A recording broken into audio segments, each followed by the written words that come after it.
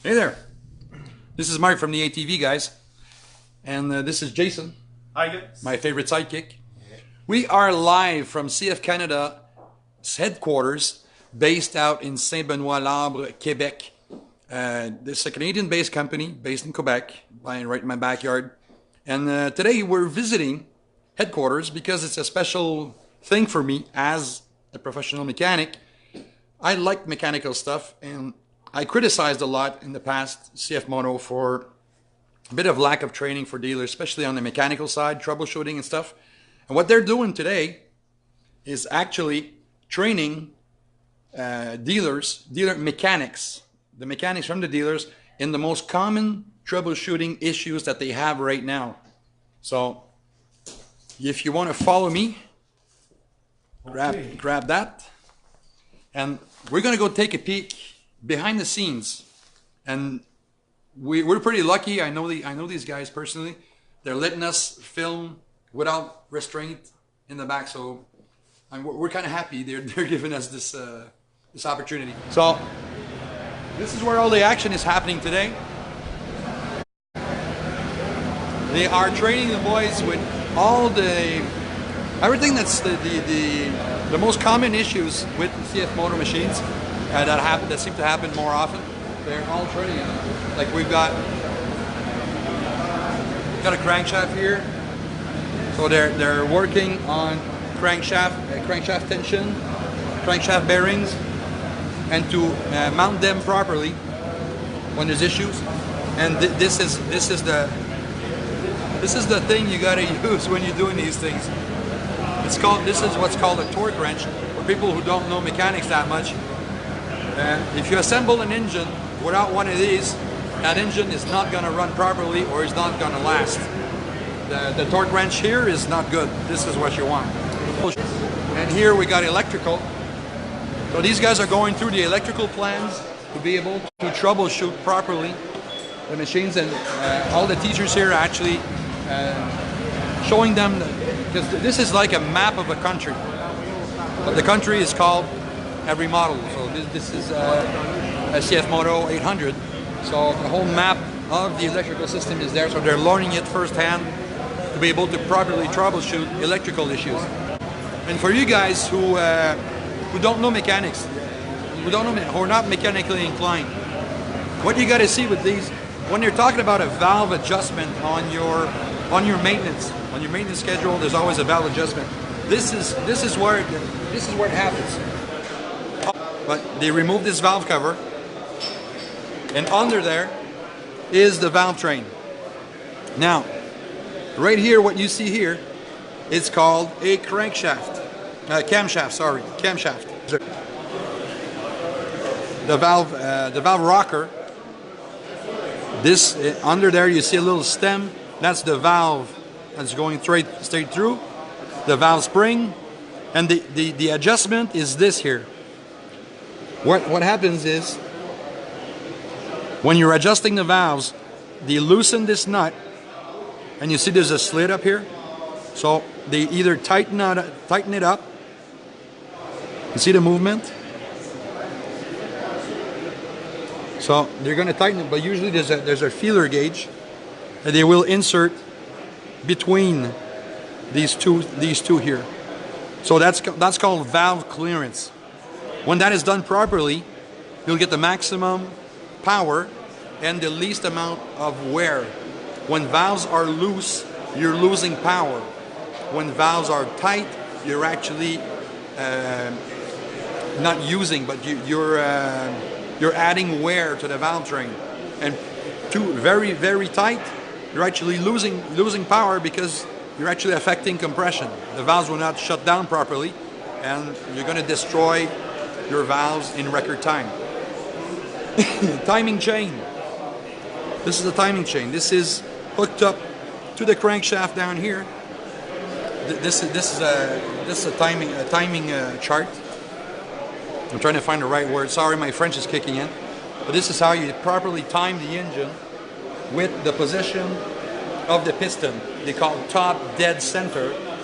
So on the stroke side, compression side, when the piston is up, you calculate timing with the timing chain to synchronize the crankshaft with the camshaft. So these synchronized properly will have the valves opening and closing at the proper time to get maximum engine output. So this is this is valve drivetrain 101. But they're actually teaching them how to rebuild it properly.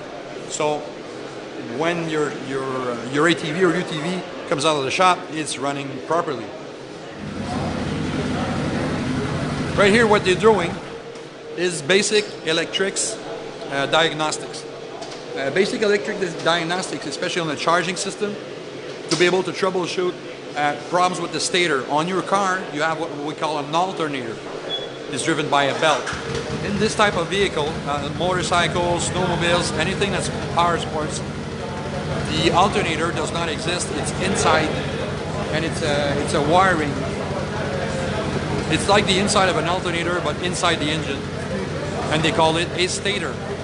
The stator inside will have 3 phases, 3 wires coming out of unregulated power, and if it works properly, you're going to get, let me say, 45 volts on every single wire. Problem is all these things are running on 12 volts electrical power. What turns it into 12 volts? This gadget. This gadget is called a voltage regulator. What it does, it takes the unbalanced voltage from the stator and turns it into a stable voltage which is pulsating.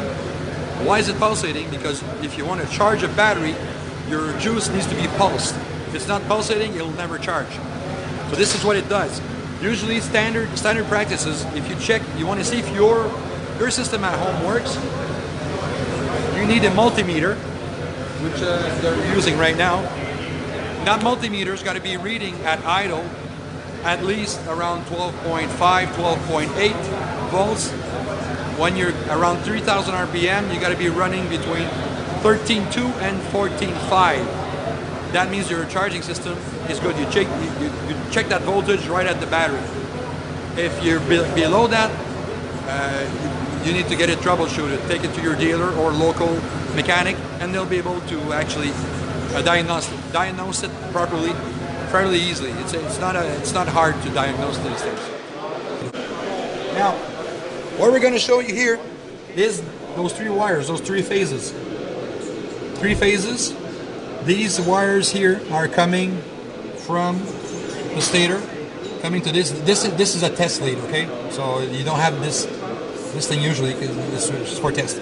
But it's going into that regulator, rectifier, what they call it, the rectifier, and then is going to the electrical system. And if you take your reading at the battery, this is where the voltage will come in properly. So it's very easy to test. You take this thing here, set it up to voltage, positive, negative, take your reading at idle, and then around 3,000 RPM. Sometimes you need a friend to keep the gas on. And that's pretty much it. But electrical system 101. This is Mr. Gilles Gagné from Gagné Lessard Motorsports in Quaticook, Quebec. He also owns GForce Division. GForce Division is notorious in the States, in the Salt Flats, for winning land speed records. This guy right here is a land speed record owner. He actually did it a few times.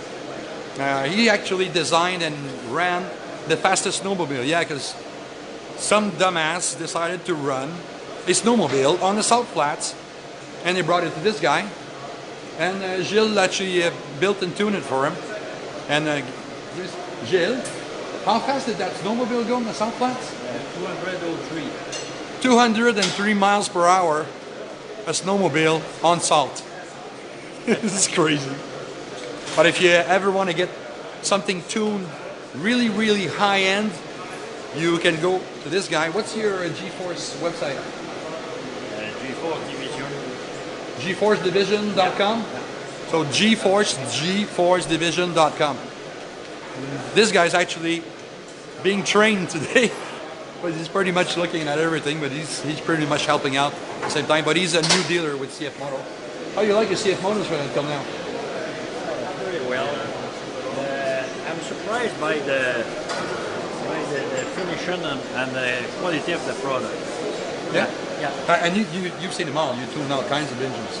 Yeah, it's new for me, but I work on many kind of bikes since 30 years, and I'm very impressed by